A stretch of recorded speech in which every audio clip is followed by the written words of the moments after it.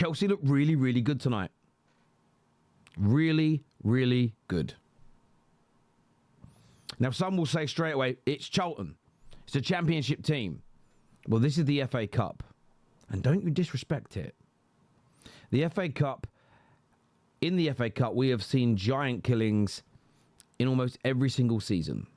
Now, of course, today, if you were lucky enough and you got to witness either at the ground or on television like I did, the most miraculous, the biggest giant killing in the history of the competition. No team from 6 tiers down, in the 6th tier of the English game, has beaten a Premier League or what we used to call the Division 1 side before.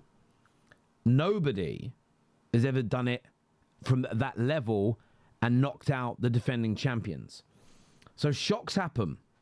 Teams can lose. And championship teams beat Premier League teams fairly regularly. So I don't buy into this notion. I don't buy into this nonsense that it's Charlton, it's a championship team. It means absolutely zero. I reject that wholeheartedly because I respect this competition. You could hear the Charlton Athletic fans, they were up for it.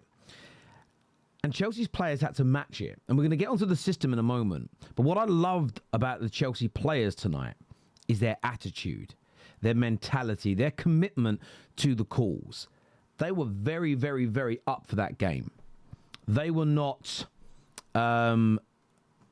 They absolutely embraced it, and they looked like they loved it. And that can sometimes be one of the key areas of creating a bit more balance between the bigger clubs and the smaller clubs in FA Cup games, is if the players are like, oh, small stadium. I mean, it's 26,000. It isn't tiny. They're an old Premier League team, in case the young kids watching don't know. But it's smaller stadium, Charlton Athletic, it's not overly exciting. Sometimes players don't quite get up for the game and they can be caught on the wrong foot. You can also have a bad day in the office, but I thought the players were really up for it tonight. They fought hard, they worked, they run, they defended well. And I think that, that's your base. It's a prerequisite, but it's your base and it's got to be there. Then the way Liam Rosenior had Chelsea playing, held on to the ball well, in that high level of work rate. I love the one-touch passing. There was the box in front of the back. I mean, they were talking about it as a back three. It was a hard one for me to judge what the formation was, if I'm being honest with you, because you had so much of the ball. And sometimes you see the formation more when you're out of possession. Yes, sometimes your fullbacks, a few people saying, Terry, the fullbacks overlapped. At times they did, but they overlapped at times under Maresca. But let us not pretend in that first half, where Hato was for his goal, he was there because he inverted. The fullbacks were certainly inverting for big chunks of that game. And they were crowding that midfield out, but you moved the ball quickly, you moved the ball really fast. The only thing that wasn't on display in that first half performance was that sort of final ball to thread it into the box, or that final ball to put a winger in for a cutback or for a cross to create those real big clear-cut chances. That wasn't happening. But you know what? You can forgive that in your first game. And Buonanotte, is he going to be? How many games is he really going to be playing for you in the big matches, Premier League and Champions League? But I thought Chelsea looked comfortable. I loved how when you lost the ball, you got back into shape very, very quickly. And I thought you looked like a really clean, tidy and hard-working team. As the game went on and Charlton pushed, of course, there was more space for you to exploit, and you did that. I love the substitutions from Liam Rosenior today, putting on some of your experienced players, putting on more of your attackers, giving Estevao a go. He maintained a level of danger. It wasn't, right, let's get some attackers off, let's bring some defenders on at 3-1 and try and see the game out. There was no encouraging Charlton Athletic onto you. And I really love that intent from him. And I think sometimes it's absolutely right to go more defensive, especially with a 2-goal lead. There are other times when it's wrong. You're so superior to Charlton. Maintain that superiority.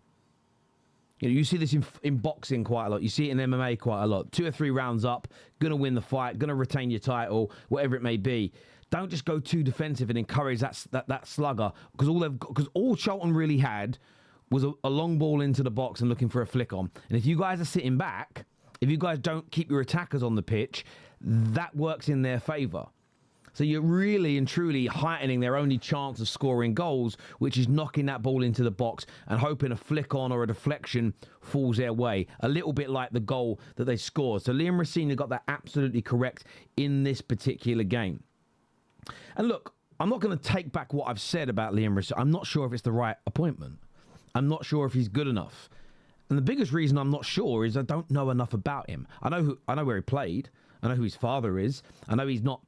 A lot of people are looking at him, the way he dresses with the glasses. I know he looks a little bit geeky. He looks a bit specky. This isn't an ex-professional football player as well. This isn't somebody that has got the job because they were good at maths at Harvard. I don't know if Harvard University does maths. Is it more about law? Anyway, what would be a mathematic university? The world's MIT, right? So like he went to MIT and he worked out a mathematical formula for football and he's got a job through it. I feel like there's a little bit of disrespect to Liam Rosenior. I also don't like the way the mainstream media is attacking him already, talking about driving tickets and speeding fines he's had. And he said yesterday that, he's not arrogant, but he knows he's good at what he does. And I've seen the media really attack him already.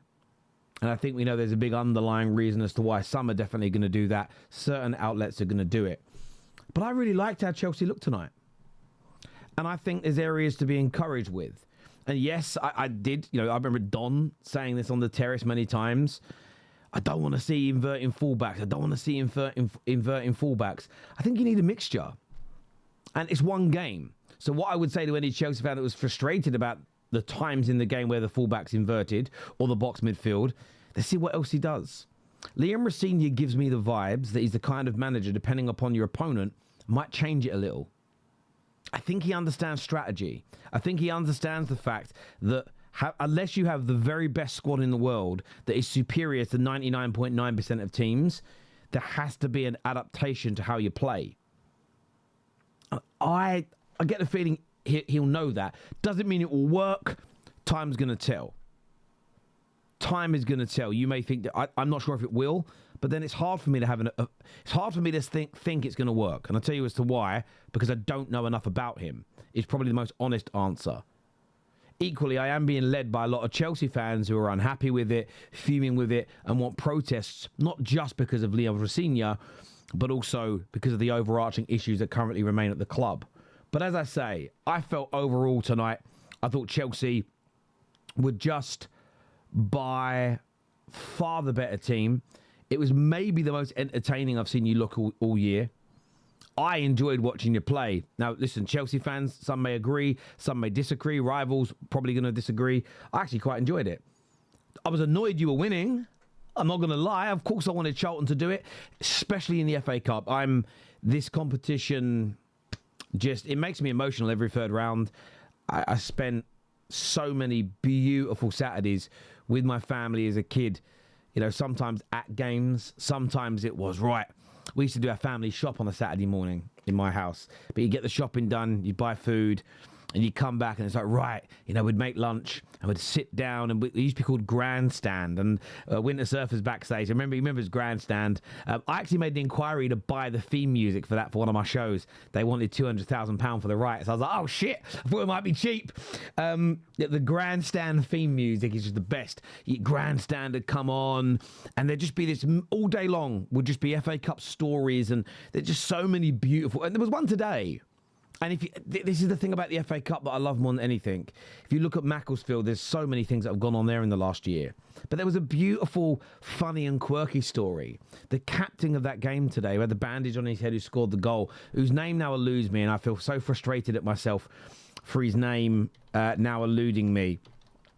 I'm actually annoyed. Dawson. Paul Dawson on Tuesday, because they had a league game, the manager, John Rooney, Wayne Rooney's brother, turned up to the stadium around 1:30 in the afternoon, as he always does. And there he was, 4 or 5 hours before kickoff. There was his captain with a shovel in his hand, getting snow off the pitch, jumping in and out of a tractor, getting the pitch ready. Those types of stories leading up to FA Cup games, I just love. And I'd sit there with my dad and my brothers and we'd listen to these stories on the television, on the radio. My dad would tell us stories. And it wasn't just about the football. It was the magic of it. And that's why I just listen. I'm going to give Chelsea a lot of respect for what they did today, because nobody wants to be on the wrong end of a David versus Goliath killing. There's an embarrassment to it as much as there is this beautiful story. And Chelsea, as I say today, were professional. They were brilliant. They were emphatic at the other end of the goal. 5 different goal scorers as well, with Hato scoring, Guiu tossing at the near post, and then 2 very late goals in the game as well. Pedro Neto with a great shot, and then Enzo Fernandez from the penalty spot as well. He had to give the penalty. I felt a little sorry for them conceding the penalty, but look, that's football for you. These things happen. But Chelsea, listen, a long way to go under Liam Rosenior. There's no doubt about it, but congratulations today. Thoroughly deserved the victory. Viewers, like, share and subscribe. Can't wait to read your comments back.